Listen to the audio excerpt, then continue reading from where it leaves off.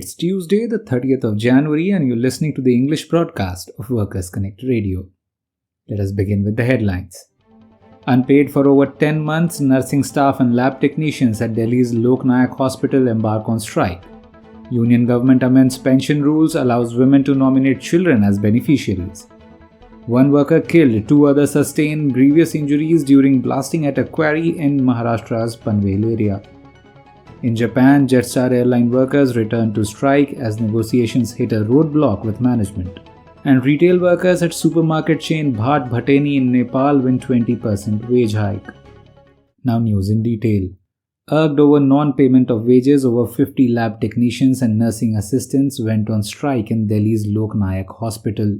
This led to stalling of work at 3 out of 10 operation theatres in the hospital. The workers were hired on contract during the peak of COVID-19 pandemic in the year 2021. Earlier in December 2022, the Health Department has issued a termination circular which was stayed by the Central Administrative Tribunal in January 2023, and the dispute remains sub judice. The Delhi government has since stopped making payments to the workers. However, the hospital, which already has a shortage of staff, has been using their services regularly. The Department of Pensions and Pensioners' Welfare (DOPPW) has introduced an amendment to the Central Civil Services Pension Rules 2021, allowing women workers or pensioners to grant family pension to their eligible children after their own demise in place of their husbands. Up until now, family pension was granted to the husband of a dead government servant or pensioner, while other family members became eligible only after the husband's ineligibility or death. The amendment has been brought in to address situations where marital discord leads to divorce proceedings or cases filed under laws such as the Protection of Women from Domestic Violence Act, Dowry Prohibition Act, or the Indian Penal Code, where women may want to sever all ties with their husband.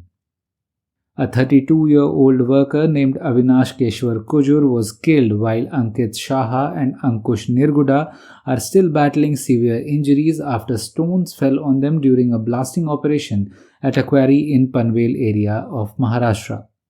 A preliminary report has revealed that workers were not provided any safety equipment which could have averted the impact of the hazard. The police have registered a case under Section 304A of Indian Penal Code for causing death due to negligence.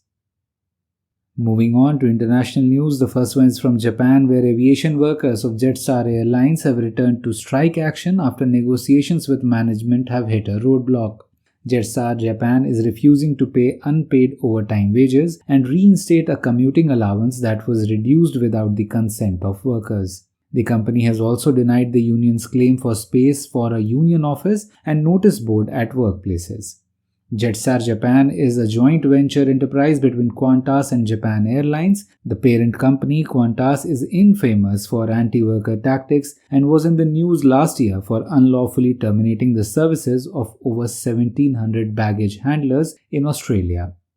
The last update is from the neighboring country Nepal, where retail workers of the country's largest supermarket chain, Bhat Bhateni, have been successful in negotiating a 20% hike in their latest long-term wage settlement. The new wage agreement also makes it binding on management to ensure the enrollment of all workers in the Contributory Social Security Fund.